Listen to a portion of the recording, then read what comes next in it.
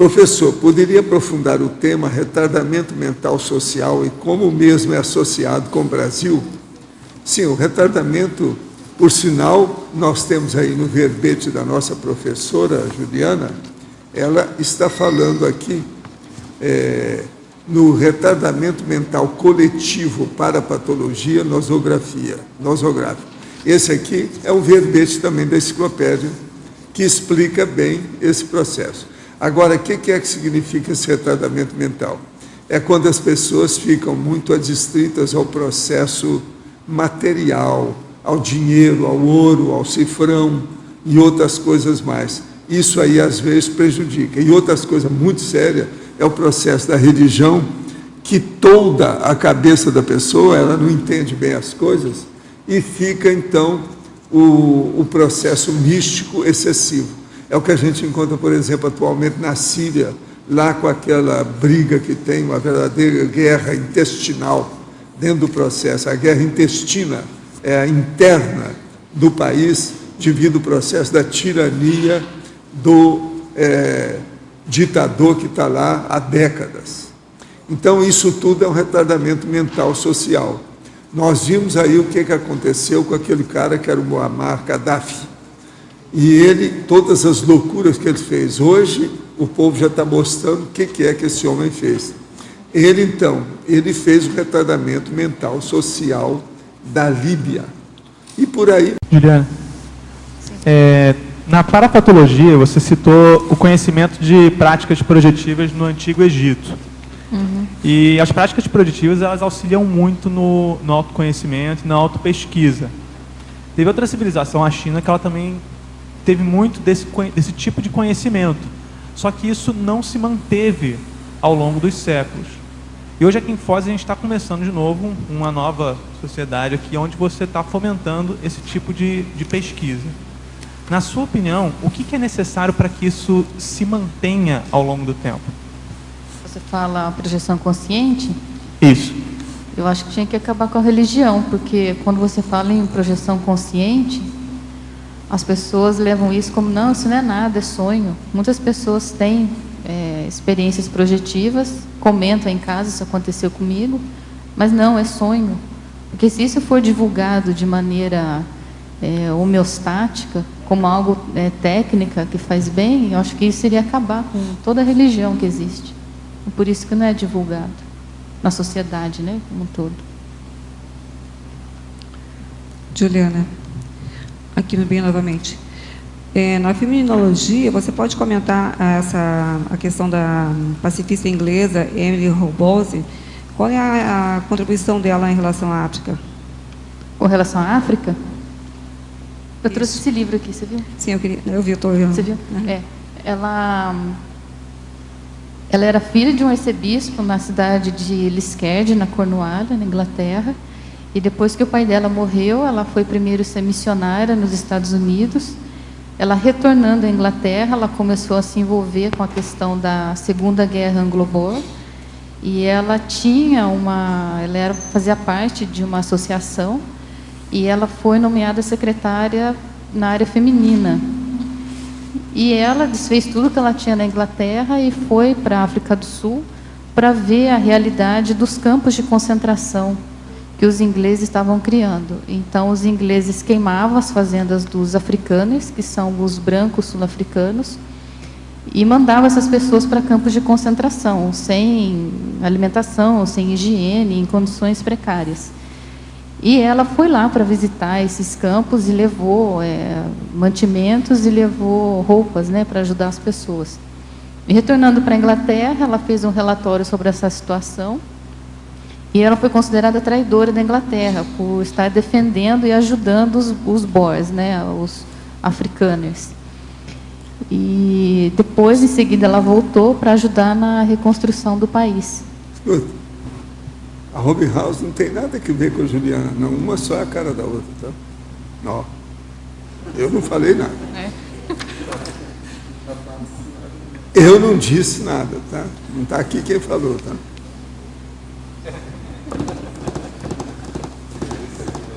Ela sabe disso.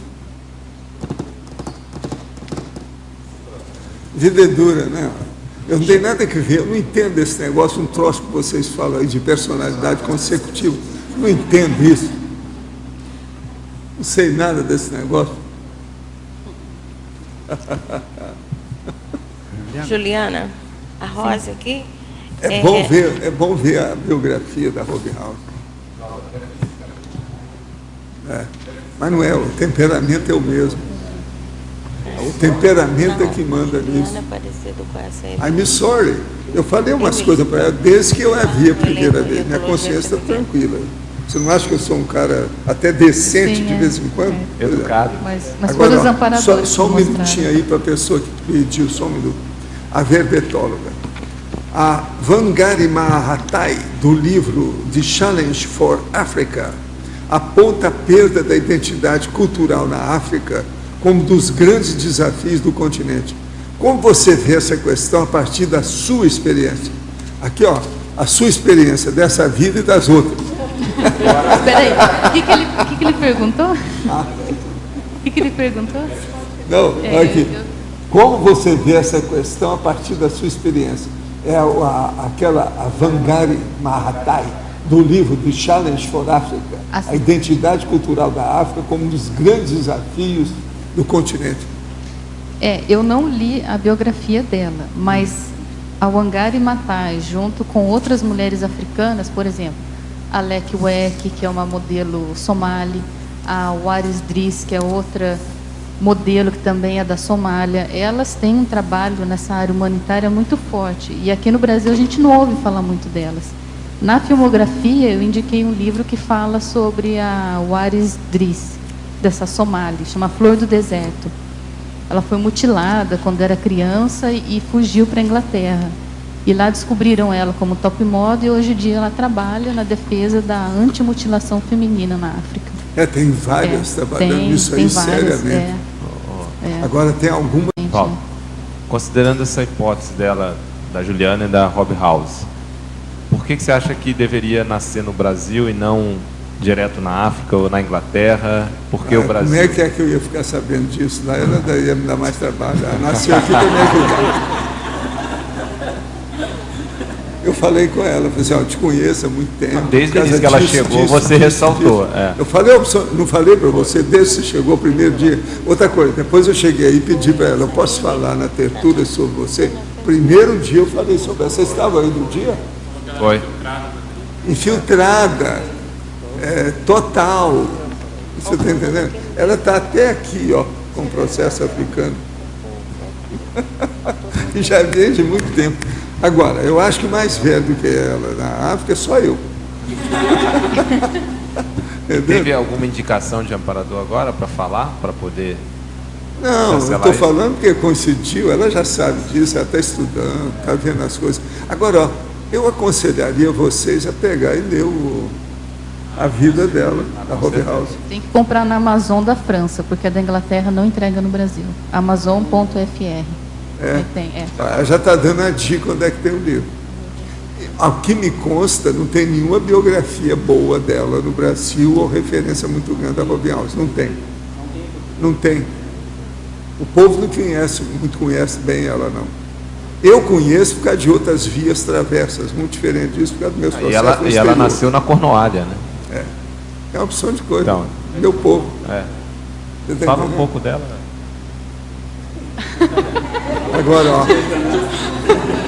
Agora, ó, o que ela tem que ver com Burton? Burton. Agora, põe assim, 5 séculos para trás. O que é que tinha que ver com Burton?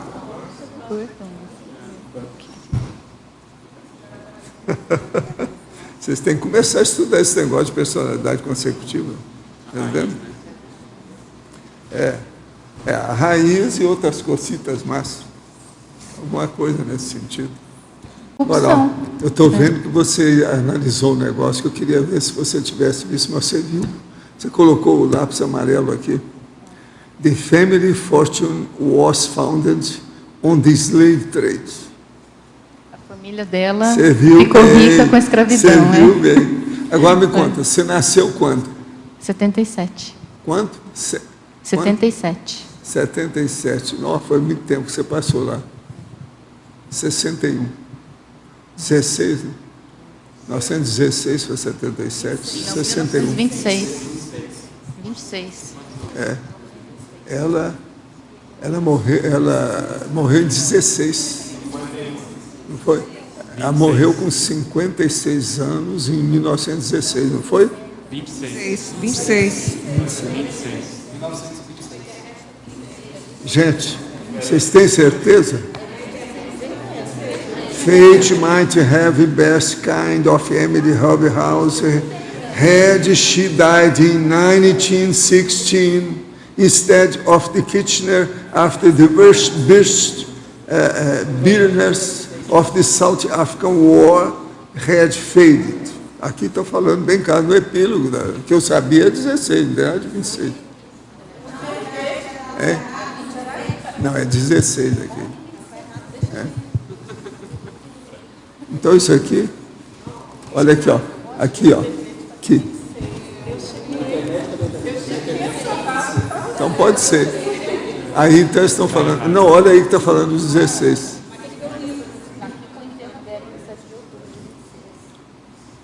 Ela tinha então 66 anos quando ela morreu. É 1860 que ela nasceu, não é isso?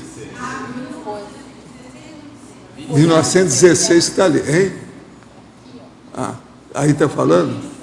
Então está errado lá na frente. Olha bem. 51. Pois é, meio século. Sr. Valdo. Juliana. Não, em cima. Daqui que eu te mostro o que é. Sr. Valdo. Agora, Valdo, você ressaltou essa questão da escravidão. O que você vê, esse processo dela com a África, tem a raiz Não, isso aí foi uma das coisas que, devido à família dela, deu força para ela ir trabalhar. E trabalhar lá. Foi. Pra... Isso aí foi o fator desencadeante. Aquilo que nós estávamos falando aqui ontem sobre o fator desencadeante. Eu dou muito valor para fator desencadeante. Entendendo? Você vê que ontem se falou muito nisso aqui claramente, que é o que eu acho. Então, o fator desencadeante aí no caso Mas dela. a família foi muito dela sério. tinha muito escravo na Índia. Na época foi Pois é. a questão comercial na Índia. Sr. Valdo. Agora, o caso é o seguinte, deixa eu ver aqui onde é que é, porque sumiu tudo aí o que você colocou. Deixa eu ver onde é que é. Misturou tudo aqui.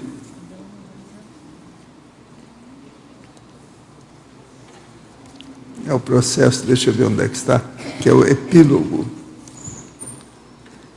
O epílogo é que eu estou falando. Pode ser, então, que eu interpretei errado, ou eles misturaram as fontes. Deixa eu ver aqui onde é que está. 297.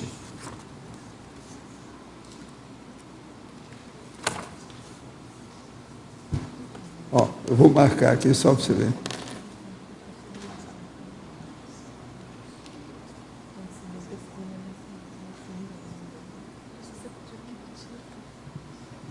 Vê se isso está certo isso aí. Às vezes você vai interpretar corretamente, eu interpretei errado. Sr. Valdo. Não, esse azul aí em cima. O que é isso aí?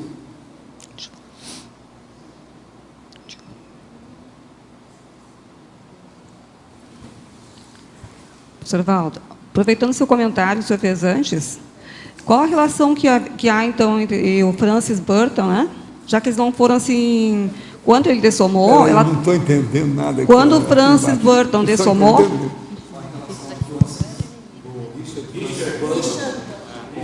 Não, o processo aí, isso tudo é coisa de 2 séculos para trás.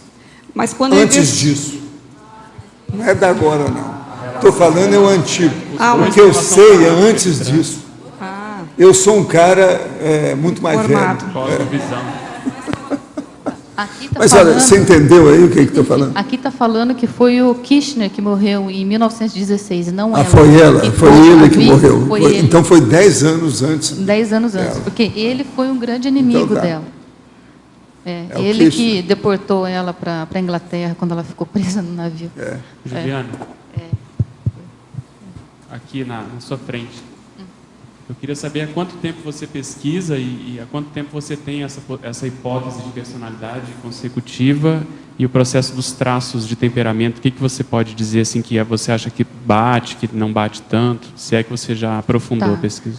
Foi mais ou menos setembro do ano passado que eu comecei, porque o gancho para ela foi muito engraçado, porque eu comecei a analisar o seguinte: eu estou em Moçambique trabalhando no local que atualmente está tendo o boom do carvão, então está todo mundo atrás de carvão lá. Aí eu comecei a analisar a minha relação com os booms na área de mineração, porque Kimberley, que foi onde eu trabalhei na África, foi o boom de mineração no século XIX, mas eu fui para lá agora no século XXI. Aí eu pensei, o que eu tenho a ver com esse boom? Aí fui relacionando corrida do ouro, corrida do diamante na África do Sul. Aí fui para a internet pesquisar. Aí eu caí na guerra Anglo-Boer. Aí tinha as personalidades. Aí eu vi que tinha uma mulher. Falei, deixa eu ver quem é essa mulher. Aí a hora que eu abri a fotografia dela, que era essa foto, na internet, eu tive um impacto. Aí eu comecei a avaliar se era amparadora, se era para resgatar a memória dela. Depois que eu pensei, mas será que eu não fui ela? Será que eu não sou a mesma consciência? Aí eu comecei atrás de livro a respeito dela. Aí eu comprei esse e comprei mais 2 que falam sobre ela. Um são as cartas dela sobre a guerra, né, com os amigos, os parentes da Inglaterra. O outro foi um livro que ela escreveu com os dados dos campos de concentração. E um é uma biografia de uma sobrinha dela que mora no Canadá atualmente. Agora já viu a seriedade dessa aí? Agora vê a outra.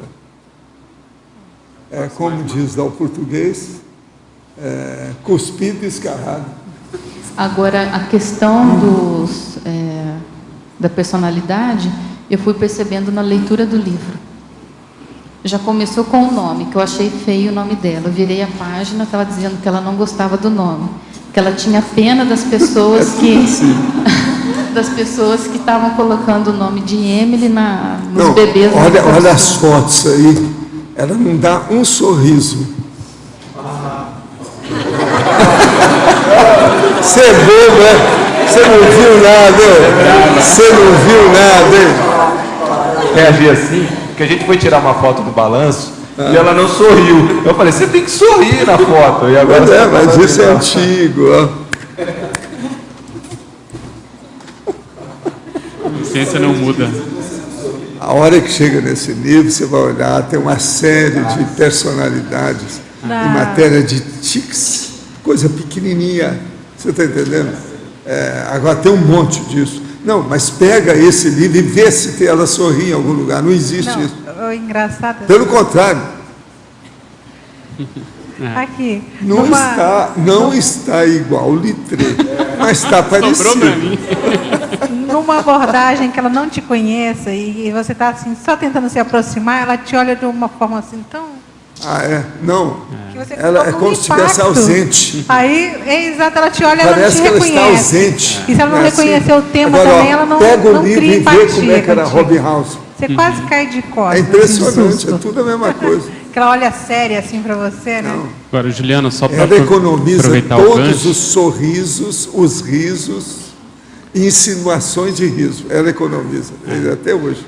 Se você tiver, conforme caminhar a sua pesquisa, esse ano a gente vai ter o primeiro fórum de interserexologia, ou seja, comparando 2 personalidades, a gente vai ver o Littré. E ano que vem, se você quiser, a gente poderia aprofundar esse caso. É de propósito. A gente combina. Eu já estou escrevendo um artigo para a revista da biblioteca, mas tem mais coisas que eu tenho que estudar ainda.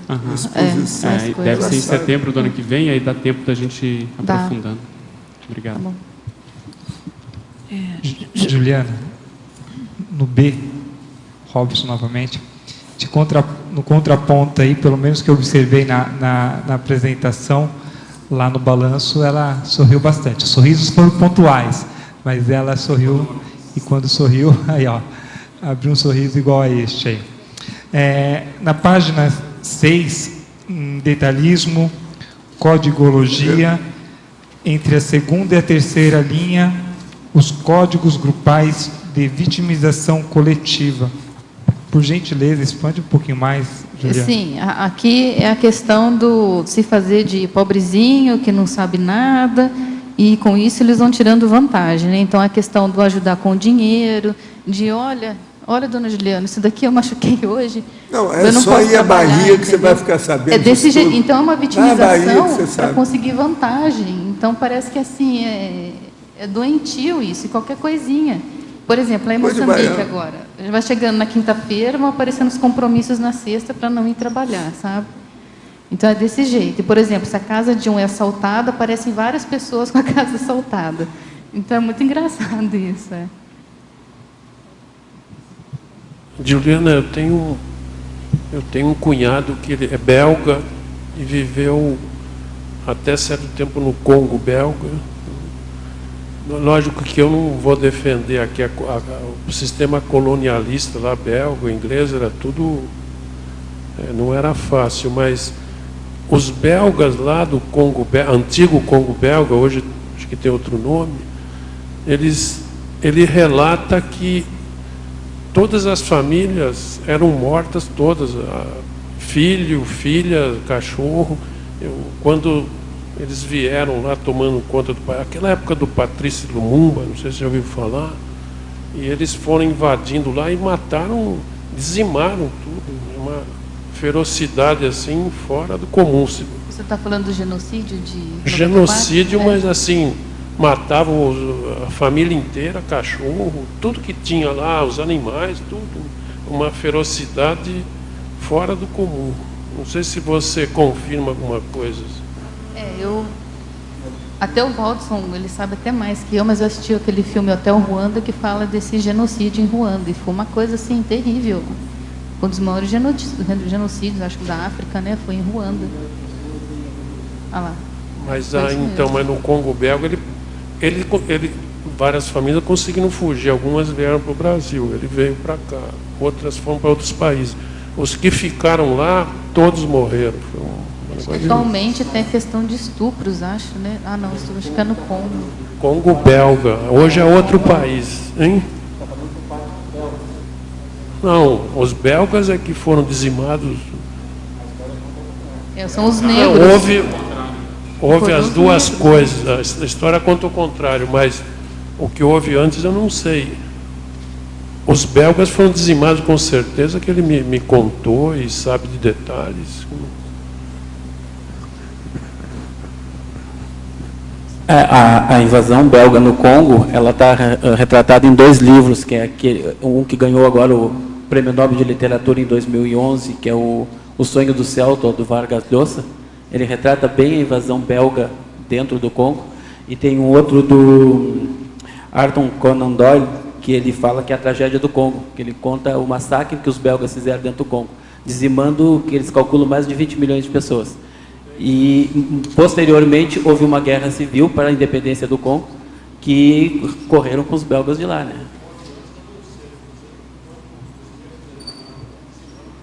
Não, quando eles entraram, não. Quando eles se rebelaram, porque eles já estavam lá dentro. Juliana. Sim. Tânia Guimarães aqui em cima no ar. Na última linha da fatologia, na página 5, você pode falar um pouco? Quer dizer, já começou-se a discutir isso, né, as guerras civis. Você pode falar um pouco qual é a sua noção, qual é o seu entendimento? Essa transformação do mapa político da África. Porque algumas foram guerras, outras foram... Tipo, é aceito, né? Chegaram, dividiram a África, assim, os limites eram retos, né? Não seguiam nenhum rio, nenhuma etnia, e se ficou, né? Isso. Um exemplo atual é o Sudão, né? Tem agora o Sudão do Sul, né? Que já tem, acho que 1 ano que foi legalizado, né? Tudo por conta do petróleo. Se você olhar a linha de divisão do Sudão agora, a linha onde tem as minas, o petróleo ficou para o sul. Então, tudo baseado na riqueza econômica, né? Nada assim, respeitando a população, ninguém quer saber de nada. E o povo lá morrendo de fome. A mesma coisa estava para acontecer no Mali, agora recentemente. que os rebeldes, os tuaregues, que estavam lutando junto com o Gaddafi na Líbia, quando o Gaddafi morreu em junho, eles começaram a voltar para o norte, para o deserto no Mali, e começaram a matar civis. E o exército malinense estava sendo morto.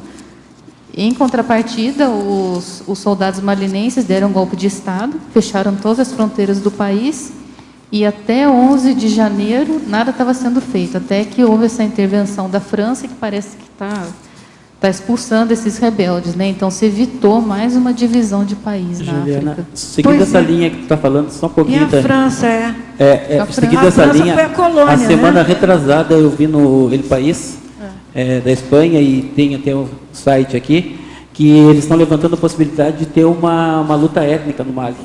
Ou seja, que está havendo realmente uma limpeza étnica no Mali. Exatamente, Atualmente, nesse eles momento. estão expulsando. A última notícia que eu li foi que eles já tinham retomado a cidade de Timbuktu, né, que era Gal também, que era uma das cidades que eles tinham se apoderado, e parece que está dando certo. Porque Agora, o que me chama a atenção é que a França está lá novamente, e o massacre de Ruanda, quando começou o massacre dos Hutus nos Tutsis, eles foram armados pela França, pelo exército francês. a França apoiou muito o Gaddafi, né? Ela fornecia armas para o Gaddafi, né? E ela estava fazendo isso com os rebeldes. Agora entra o Hollande e vem com a intervenção, né? Eu não sei até que ponto, politicamente, como que está por trás, nos bastidores, né? Como que está isso. De graça, acredito que não seja. Me chama a atenção, a França está nisso novamente. Sempre a França. E malinense detesta francês.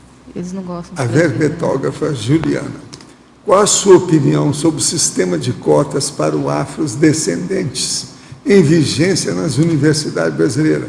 A afro-brasileira é preta, a afrodescendente é preto no Brasil, você sabe, né? O nome que eles arranjaram politicamente correto. É preto mesmo, negro, negrinho, etc. Agora aqui, a Socim brasileira deve este favor por ter sido a última nação a abolir a escravatura?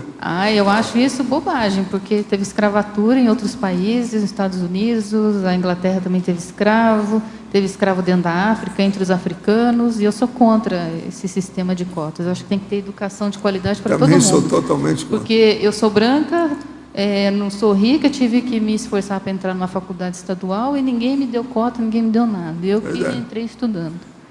Não, e o problema é que isso exalta o processo do racismo entre os alunos. Exatamente, eu acho que isso piora tudo. Poderia nos falar sobre a AIDS, que afeta praticamente todos os países da África de modo brutal pela ignorância e os estupros em larga escala? Na África a questão da AIDS é bem... assim, está no dia a dia, né? Lá no meu trabalho a gente sabe quem tem AIDS pelas feridas do corpo, né? Então, é bravo mesmo. Eu fico até com cuidado, assim, de usar o banheiro. Às vezes as pessoas somem, não voltam mais, morreu. Quais trafores você percebe na África? Eu acho que eles são muito inteligentes, só que eles utilizam isso com um jeitinho, né? Eu acho que tem muita riqueza mineral. Eu acho que a África já tem condições de ser autossuficiente, de se impor mais perante as outras potências mundiais, vamos colocar assim.